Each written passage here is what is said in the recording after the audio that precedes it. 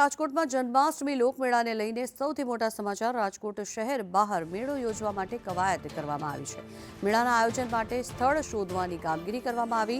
પડદરી અને લોધિકા મામલતદાર પાસેથી રિપોર્ટ પણ મંગાવવામાં આવ્યા છે। રેસકોર્સ મેદાનમાં 5 દિવસ લોકમેળો યોજાતો હોય છે, ત્યારે આ વર્ષે શહેરની બહાર યોજવા માટે નિર્ણય લઈ શકાય છે।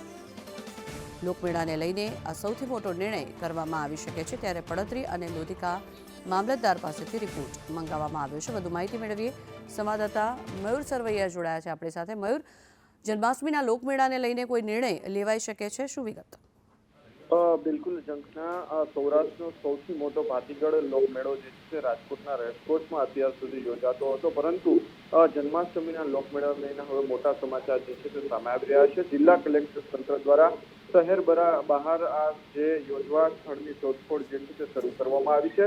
પડદરી અને લોધિકા મામલતદાર પાસે રિપોર્ટ જે છે તે મંગાવવામાં આવ્યો છે। ગઈ વર્ષે પણ જે કલેક્ટર જે છે તેમના દ્વારા અલગ અલગ પડદરી, લોધિકા તેમજ જે માધાપર સહિતના વિસ્તારો જે છે ત્યાં પણ જે મેળો કરવા માટે કવાયત હાથ ધરી હતી, પરંતુ ગયા વર્ષે જે સોઇલ રિપોર્ટ જે છે તે બરાબર ન આવતા આખરે મેળો જે છે તે રેસકોર્સમાં યોજાયો હતો।